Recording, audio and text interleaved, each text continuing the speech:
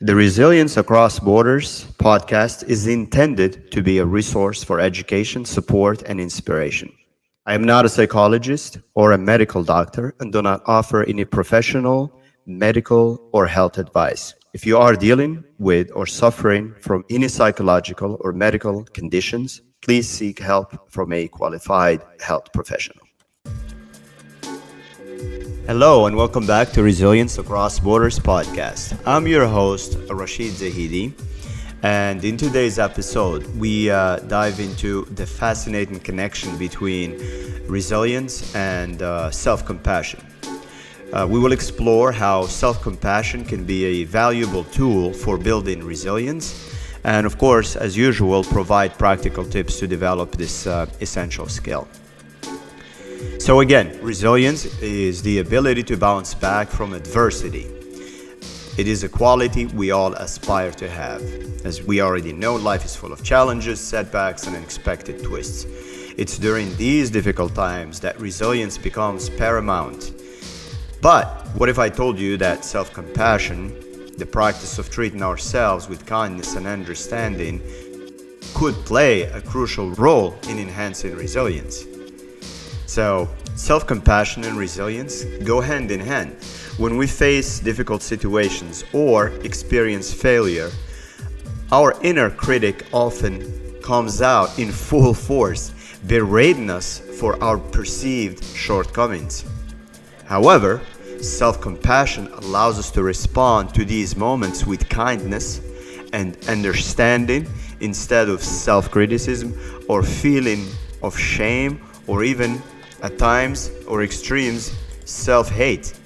So, self-compassion provides us with three essential components that nurture resilience. The first is self-kindness. When we treat ourselves with kindness, we create a supportive and nurturing internal environment.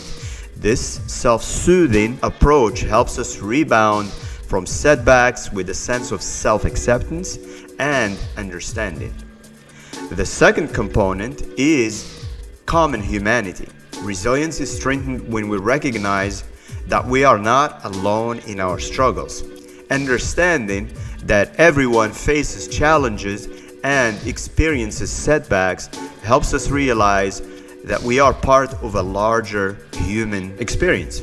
This shared connection provides a sense of belonging and support, enabling us to bounce back with renewed strength. The third component is mindfulness. This you've heard me speak about many times, so it is usually at the center of most things, because being mindful involves being aware of our thoughts and emotions without judgment. It allows us to observe our experiences with a non-reactive and, more importantly, non-judgmental attitude. It's the ability to separate the thinking part from the observing part. There's usually like those thoughts that are going through our minds the whole time, and sometimes if we're not practicing that ability to filter out the observing part that looks at those or scans those thoughts and says okay, and makes judgment, or maybe says what is wrong with you or whatever. When we separate the two, the second part, the observing part, when we practice it well, it gives us perspective and better understanding or why we are thinking certain things. And it also lets us know if those thoughts are useful to us or not. When we practice mindfulness like this, we gain clarity, we gain resilience, and we gain the ability to respond to adversity in a more skillful and measured way.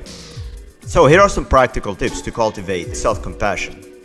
Practice self-awareness, pay attention to your inner dialogue, and notice self-critical thoughts. Replace them with kind and supportive affirmations. Keep a journal.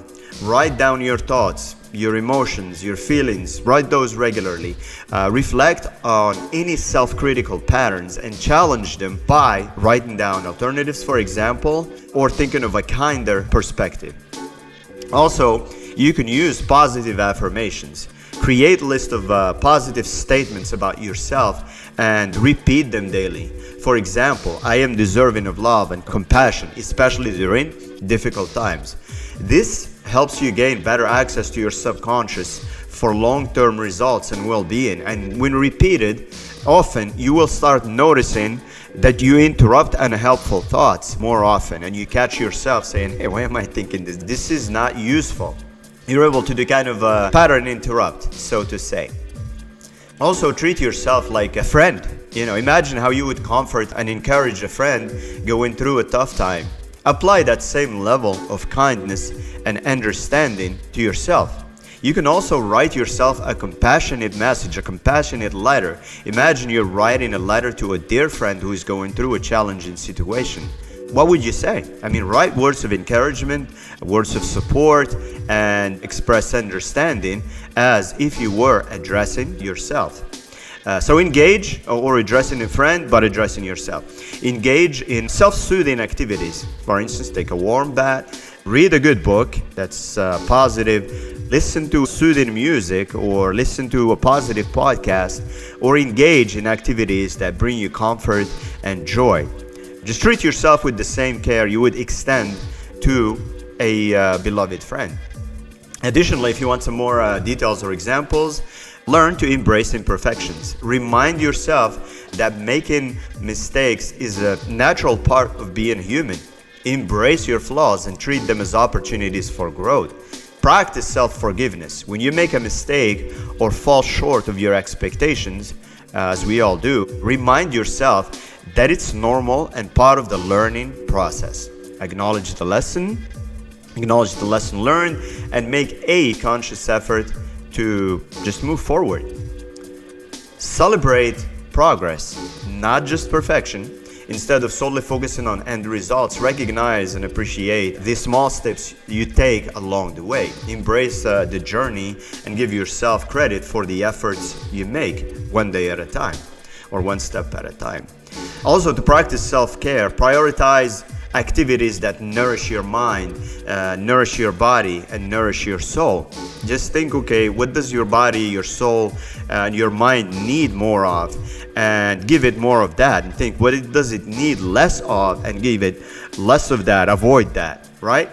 So this can include, for things that are good for you, this can include exercise, meditation, spending time in nature, or engaging in hobbies you enjoy. Engage in mindful activities like deep breathing, like yoga, because all these activities, they cultivate self-awareness and reduce stress and promote self-compassion.